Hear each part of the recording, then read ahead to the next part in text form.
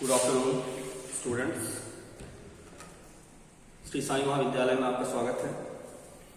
आज हम financial accountancy में बात करेंगे चैप्टर नंबर 3 दोहरा लेखा प्रणाली की। ठीक है, दोहरा लेखा प्रणाली जिसमें डेबिट और क्रेडिट, नाम और जमा, यानी जो सौदे हैं, है ना, आवक जावक, लेन देन, ठीक है, इसके बारे में बात करेंगे।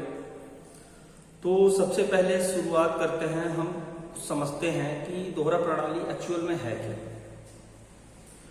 तो जैसा कि हमने आपको अभी बोला, लेन देन या सौदे जिसमें एक व्यक्ति पाने वाला होता है और दूसरा व्यक्ति देने वाला होता है, यानी दो पक्ष होते हैं, दो पक्षों के खाते होते हैं इसमें। ठीक है, तो इसमें एक व्यक्ति द्वारा दिया जाता है और दूसरे व्यक्ति द्वारा लिया जाता है, या फिर यूं कह सकते हैं कि हम एक पक्ष को जब देते हैं तो दूसरे पक्ष से उसके बदले कोई वस्तु या फिर जो चीजें होती हैं वो लेते हैं। ठीक है, यह एक चूंकि महत्वपूर्ण प्रणाली है और प्रत्येक सौदे के दो रूप होते हैं, जैसा कि आपको पता है, लेन और देन, लेना और देना। ठीक है, एक लाभ पाने वाला व्यक्ति होता है, एक लाभ पाने वाला पक्ष होता है और एक लाभ देने वाला पक्ष होता है। तो ये हुआ दोहरा लेखा प्रणाली। दोहरा लेखा प्रणाली संबंधित एक परिभाषा है कि यह प्रणाली एक्चुअल में है क्या चीज। तो यह दोहरा लेखा प्रणाली जो है, तो हिसाब किताब लिखने की वह प्रणाली है जिसमें प्रत्येक लेन देन के दोनों पहलू में से एक को नाम यानी डेबिट करते हैं, ठीक है, और दूसरे को जमा यानी क्रेडिट करते हैं। ठीक है, ये तो आपने पढ़ा ही होगा, डेबिट को डीआर लिखते हैं और क्रेडिट को सीआर लिखते हैं। ठीक है, तो क्या करते हैं, दोनों पहलुओं में से एक को नाम और एक को जमा, एक को डेबिट करेंगे और एक को क्रेडिट करेंगे। ठीक, तो दूसरे को जमा कुछ निश्चित नियमों के आधार पर किया जाता है। ठीक है, ऐसे ही नहीं कर देंगे, एक निश्चित सिद्धांत के आधार पर, निश्चित नियमों के आधार पर जमा और नाम किया जाता है, डेबिट और क्रेडिट किया जाता है। ठीक, अब इसके आगे हम बढ़ते हैं कि दोहरा लेखा प्रणाली में, कि दोहरा लेखा प्रणाली क्यों है, यह प्रणाली दोहरा लेखा प्रणाली है। तो जैसा कि आप देखेंगे, पहली हेडिंग आती है प्रत्येक सौदे का प्रभाव दो खातों, तो दो खातों पर पड़ता है। कैसे, एक डेबिट खाते पर और एक क्रेडिट खाते पर, यानी जितने सौदे करने, ठीक है, सभी सौदों का प्रभाव दो खातों पर पड़ेगा या फिर दो पक्षों पर पड़ेगा। एक लेन पर पड़ेगा और दूसरा देन पर पड़ेगा। और नीचे भी वही बात कर रहा है, प्रत्येक खाते के दो पक्ष होते हैं। दो पक्ष हमने ऑलरेडी आपको बता दिया है कि एक लेन और एक देन, एक नाम और एक जमा। फिर तीसरा आता है प्रत्येक सौदे का लेखा एक व्यापारी की पुस्तकों में दो स्थानों पर विपरीत पक्ष में होता है, यानी एक साइड हम डेबिट करते हैं और दूसरी साइड उसी के विपरीत हम क्रेडिट करते हैं। ठीक है, तो व्यापारी जो होता है पुस्तकों में उसी लेन देन को दो विपरीत स्थानों पर करता है, दो विपरीत पक्षों पर करता है। इसके बाद हम आते हैं विशेषताएं। दोहरा लेखा प्रणाली की क्या क्या विशेषताएं होती हैं। तो जैसा कि हम देखेंगे, पहला आता है प्रणाली का न्यायपूर्ण होना।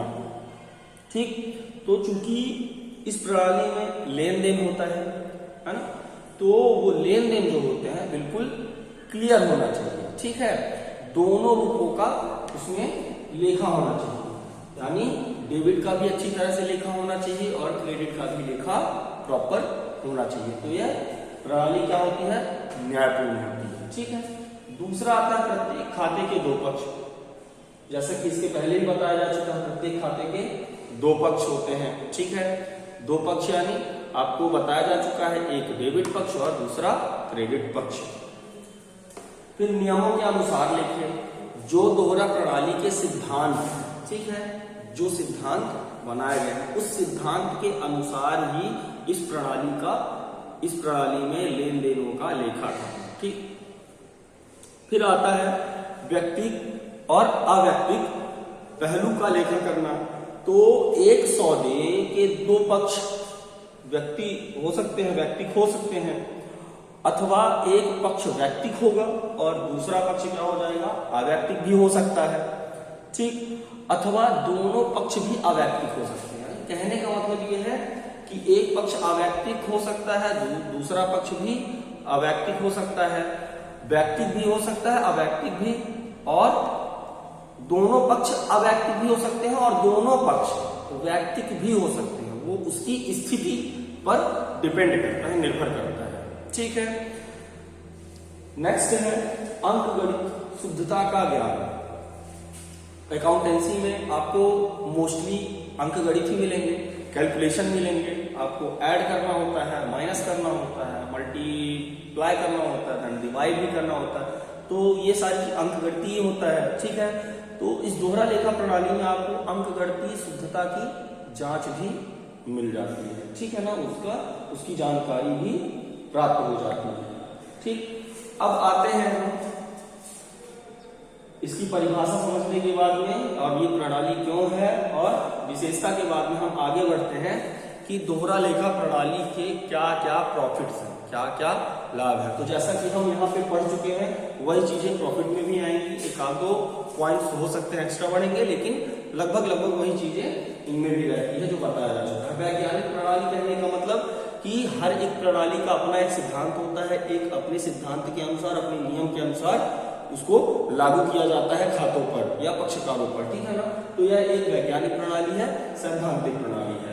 दोनों पक्षों का लेखा होता है, इसमें नाम का भी होता है और जमा का भी होता है, यानी डेबिट का भी और क्रेडिट का भी, दोनों पक्षों का लेखा होता है। अंकगणितीय शुद्धता की जांच अभी हमने बता दिया था कि अंकगणितीय शुद्धता यानी जो अंकों में हम अमाउंट्स वगैरह डालते हैं, क्वांटिटी डालते हैं, है ना, ये सारी चीजें अंकगणितीय शुद्धता में आती है। तो अंकगणितीय शुद्धता की इसमें दोहरा प्रणाली में जांच हो जाती है।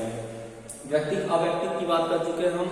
ठीक है, कि दोहरा लेखा प्रणाली व्यक्तिक भी हो सकता है, अव्यक्तिक भी हो सकता है, या फिर दोनों पक्ष जो है इसके, चूंकि दो पक्ष होते हैं तो दोनों पक्ष व्यक्तिक भी हो सकते हैं और दोनों पक्ष अव्यक्तिक भी हो सकते हैं, यानी चारों परिस्थितियां हो सकती हैं।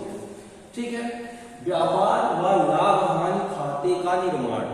दोहरा लेखा प्रणाली में व्यापार का और व्यापार में चल रहे लाभ हानि खाते का भी निर्माण इसके अंतर्गत आता है। आर्थिक स्थिति का ज्ञान, जैसा कि पहले ही बताया गया, हम किसी भी प्रकार का खाता मेंटेन करते हैं तो उससे हमें हमारे व्यापार की आर्थिक स्थिति की जानकारी प्राप्त हो जाती है।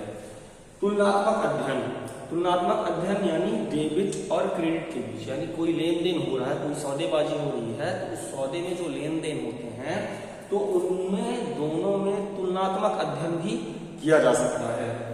व्ययों की तुलना, व्ययों की भी तुलना की जाती है, यानी जो खर्च किए गए, खर्च भी कई प्रकार के होते हैं, पूंजी में भी खर्च लगते हैं और वस्तु को इधर से उधर लाने ले जाने में, उसकी रखवाली करने में, है ना, उसको मेंटेन करने में, है ना, तो हर प्रकार से व्ययों की तुलना की जाती है। आयों का अध्ययन, इसमें जो आय, दोहरा लेखा प्रणाली बनाते समय जो आय होती है तो आय का स्पष्टीकरण होता है, तो उस आय की जानकारी हमें अच्छी तरह से प्राप्त हो जाती है। त्रुटियों को ठीक करना, दोहरा लेखा प्रणाली ही एक ऐसी प्रणाली है जिसमें जो त्रुटि पहले हमने यदि की होगी तो दोहरा लेखा प्रणाली करते समय हमारी जो त्रुटियां होती है ना, वो त्रुटियां फाइंड आउट हो जाती हैं, सर्च कर ली जाती हैं, मिल जाती हैं, और जिससे त्रुटियों को हम फिर ठीक कर सकते हैं। उपयुक्तता, उपयुक्तता कहने का मतलब इसका उपयोग। ठीक है, तो ज्यादातर लोग दोहरा लेखा प्रणाली का उपयोग करते हैं। ठीक है ना, लोकप्रियता, चूंकि ये बहुत सरल है ना, बहुत सरल और सहज है, इस वजह से इसकी लोकप्रियता भी ज्यादा है। ठीक, तो ये हो गए हमारे 3 क्वेश्चन। अब इसके आगे हम बढ़ते हैं। नेक्स्ट है कि दोहरा लेखा प्रणाली के कुछ दोष भी। ठीक है, तो दोष में हम देखते हैं सबसे पहले क्या आता है, लेखांकन की यह प्रणाली काफी जटिल है। तो दोहरा लेखा प्रणाली को, जैसे कि अभी हमने लोकप्रियता बताया कि हाँ सरल और सहज है, तो सरल और सहज वो तभी होता है कि जब जिस व्यक्ति द्वारा या जिस व्यापारी द्वारा उसको प्रयोग में लाया जा रहा है, तो उस व्यक्ति के पास में इतनी कार्य कुशलता होनी चाहिए, इतना योग्य होना चाहिए कि वह उसको समझ सके, स्पष्ट कर सके, तो उसके लिए वह सरल है, ठीक है। लेकिन यदि समझ नहीं है किसी व्यक्ति के पास में, या फिर उसके पास में उतनी योग्यता नहीं है कि उस योग्यता अनुसार वो उसको दोहरा लेखा प्रणाली को बना सके, ठीक है, तो यह थोड़ी जटिल भी है। फिर नेक्स्ट है डेबिट व क्रेडिट, यानी लेन देन या नाम जमा, ठीक है। डेबिट क्रेडिट के नियमों का सही ढंग से पालन न होने पर लेखे गलती। यदि हम सही ढंग से डेबिट और क्रेडिट को नहीं करेंगे तो वह खाते क्या हो जाते हैं, गलत हो जाते हैं। फॉर एग्जाम्पल कि जहां पर जिन वस्तुओं के लिए या फिर जिन वस्तुओं की एंट्री हम जब करते हैं, तो कुछ वस्तुएं ऐसी होती हैं जिनमें ये हमें ना पता हो कि वह नाम में जाएगा कि जमा में जाएगा, और इस कंफ्यूजन की वजह से वो खाते क्या हो जाते हैं, गलत हो जाते हैं।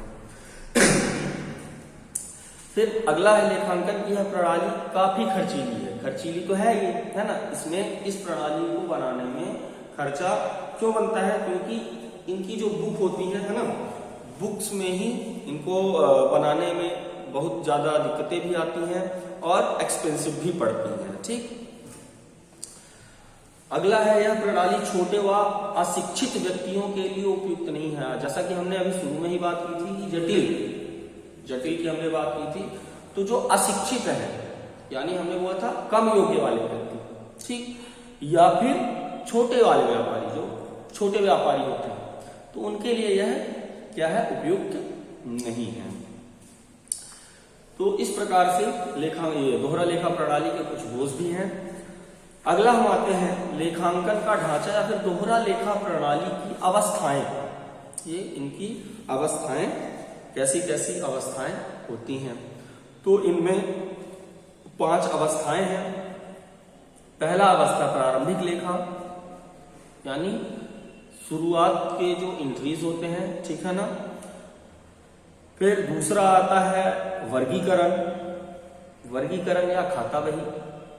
तीसरा आता है बाकी निकालना यानी शेष निकालना, बैलेंस शीट, ठीक।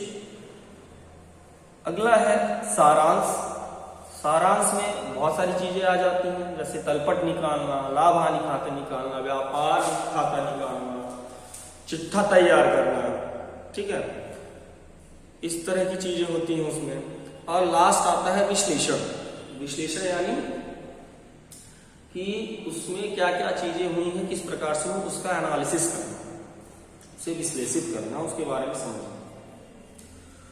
तो सबसे पहले आते हैं प्रारंभिक लेखा में। तो प्रारंभिक लेखा में बोला गया है कि सौदों के लेन देनों का लेखा प्रारंभिक पुस्तकों में तारीख के अनुसार किया जाता है। जिन बहियों में प्रारंभिक लेखा किया जाता है उन्हें प्रारंभिक लेखे की बहियां कहा जाता है।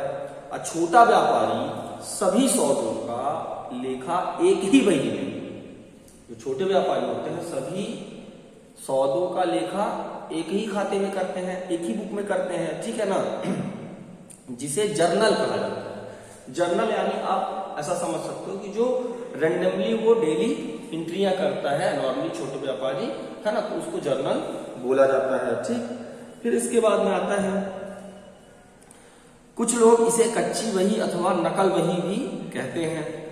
बड़े व्यापारी जर्नल की एक बही के स्थान पर कई बहियां अथवा सहायक बहियों का प्रयोग करते हैं। फॉर एग्जाम्पल रोकड़ पुस्तक हो गया, यानी कैश, जिसमें जब कैश प्राप्त होता है तो कैश का अलग बनाते हैं, क्रय पुस्तक अलग बनाते हैं, विक्रय पुस्तक अलग बनाते हैं। क्रय पुस्तक मतलब समझ रहे होंगे कि जो उन्होंने बेचा है ना, उसकी पुस्तक अलग से, जो उन्होंने खरीदा है उसकी पुस्तक अलग से, ठीक है, और जो उन्होंने कैश प्राप्त किया है उसकी पुस्तक अलग से, फिर क्रय वापसी की अलग से, फिर विक्रय वापसी की अलग से, देय बिल पुस्तक यानी जो बिल उन्होंने दिया है, ठीक है, ये सारी चीजें ये अलग अलग से बड़े व्यापारी मेंटेन करते हैं। फिर आता है अगला वर्गीकरण। तो वर्गीकरण में क्या होता है कि लेखे की पुस्तकों में की गई प्रविष्टियों को उससे संबंधित खातों के उचित पक्ष में लिखना है ना, संबंधित खातों को एक उचित पक्ष में लिखना ही वर्गीकरण कहलाता है। क्योंकि हम सभी सौदों को एक पक्ष में नहीं डालते हैं। जो सही पक्ष होते हैं, सुनिश्चित पक्ष होते हैं कि वह सौदे उसी पक्ष में जाएंगे, तो उस पक्ष में करते हैं, यानी सुनिश्चित करके डालते हैं, ठीक है ना। तब वो क्या हो जाता है, वर्गीकरण कहलाता है, ठीक है। वर्गीकरण जिस बही में किया गया है या किया जाता है उसे हम लेजर भी कहते हैं, यानी खाता बही भी कहते हैं। नेक्स्ट आता है बाकी निकालना। बाकी निकालना यानी शेष निकालना। तो बाकी निकालने में क्या होगा कि प्रारंभिक लेखे की पुस्तकों को विभिन्न खातों में पोस्टिंग करके, पोस्टिंग मैंने बताया था आपको, खतौनी करके, है ना, खतौनी करने के लिए। तो पोस्टिंग करने के बाद एक निश्चित तिथि को, एक फिक्स डेट को साधारणतया महीने के अंत में या खातों के शेष निकाले जाते हैं।